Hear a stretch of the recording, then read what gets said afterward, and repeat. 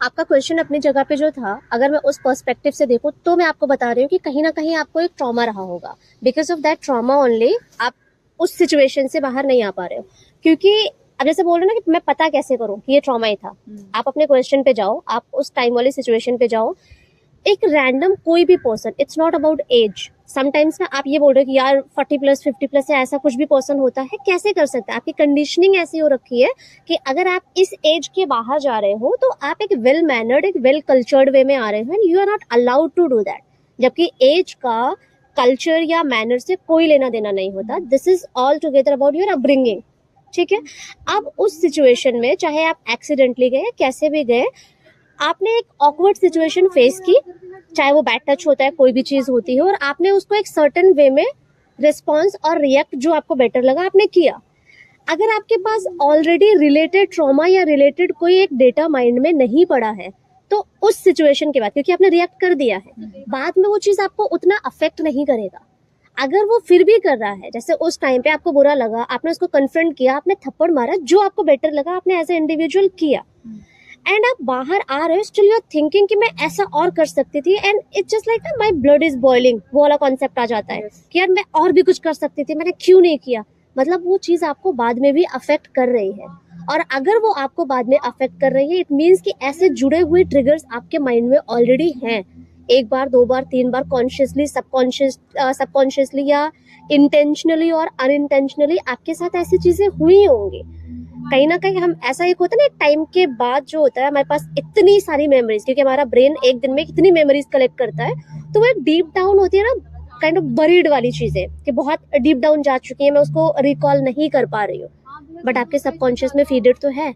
अब उसी से जुड़ी हुई कोई भी सिचुएशन, इवेंट, कोई भी सिनेरियो आएगा तो वो बार बार आपको पुश करेगा कि यार उस टाइम पे मैंने रिएक्ट क्यों नहीं किया। अभी आप कैपेबल हो, आप कर पा रहे हो, योर कॉन्शियस, आपने इंस्टेंट उसको रिएक्शन दिया, बट आप पिछली जो आपके साथ इंसिडेंट हुआ था उससे ओवरकम नहीं हो पाए हो। उसको आपको सबसे पहले, इफ यू वांट कि मैं दोबारा उस चीज में स्टक ना हूँ, मैं कॉट अप ना हूँ, मुझे इस ऑनगोइंग इमोशन से बाहर आना है, सबसे पहले आपको अपने आप को फॉरगिव करना होगा।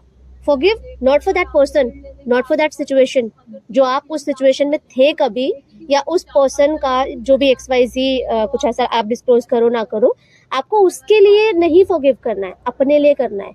क्योंकि जब आप किसी ऐसी सिचुएशन में जा रहे हो तो उस पर्सन का इससे क्या लेना देना, उसको थोड़ी ना असर हो रहा है, उसको थोड़ी ना अफेक्ट कर रहा है, आपके अपने इनर सेल्फ को अफेक्ट कर रहा है ना। तो आपको वो चीज निकाल के फेंकनी पड़ेगी। अब इसमें पहला स्टेप आता है कि चलो ठीक है, मैं सोच लेती हूँ कि अगर ऐसा कुछ ट्रॉमा है, मैं रिकॉल करने की कोशिश कर रही हूँ, मैं उसको निकाल के फेंकने के लिए भी रेडी हूँ। मुझे पता है कैसे चलेगा कि है भी या नहीं है। फॉर दैट सिंपली आप बैठो 5 मिनट, 10 मिनट, 15 मिनट, अपने साथ आप बैठो कहीं पे भी, एक एक प्रॉपर पीसफुल प्लेस पे।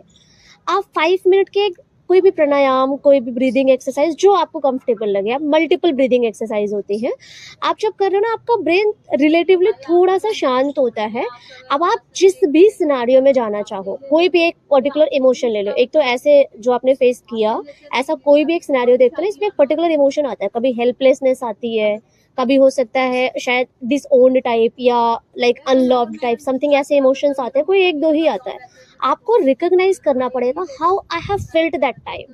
तो वो एक इमोशन को जब पकड़ोगे ना, और जब आप अपना लाइक जो ब्रीदिंग एक्सरसाइज जब कर रहे हो, जो थोड़ा सा आप और नॉर्मल होंगे, तो वो इमोशन आपने कब कब फील किया है और कैसे कैसे फील किया, किस मोमेंट में फील किया था, वो कहीं ना कहीं आप रिकॉल कर पाओगे। बिकॉज आपका कॉन्शियस और आपका सबकॉन्शियस जो होता है ना, दोनों के समझने के तरीके अलग होते हैं। आपका जो कॉन्शियस ब्रेन है ये लैंग्वेजेस समझता है, और आपका जो सबकॉन्शियस ब्रेन है ये इमेजेस और विजुअल्स समझता है। आपकी जो फीलिंग्स आती है, जो इमोशंस होते हैं, ये वो समझता है। तो इन दोनों में इतना फर्क होता है। अब जैसे आपने उस इमोशन का नाम दिया और आपने अपने कॉन्शियस को बोल के वो नाम दे दिया, वो सबकॉन्शियस में ढूंढ रहा है उसके विजुअल, अगर एक भी पड़े हैं, एक भी इमेज वैसी पड़ी है, वो डेटा आपको ऑन द स्पॉट मिल जाएगा। And that time you simply have to recognise, acceptance में आना है। एंड बहुत सारी प्रेयर्स होती है, बट उनमें से मैं एक प्रेयर आपको बोलूंगी, काफी फेमस है, दैट इज होओपोनोपोनो। कैसे करते हैं, मैं आगे अपने एक वीडियो भी लेके आने वाली हूँ इस पे, उसको मैं बहुत अच्छे से एक्सप्लेन करूंगी। आप सिंपली होओपोनोपोनो प्रैक्टिस करो hardly 15-20 minute in a day.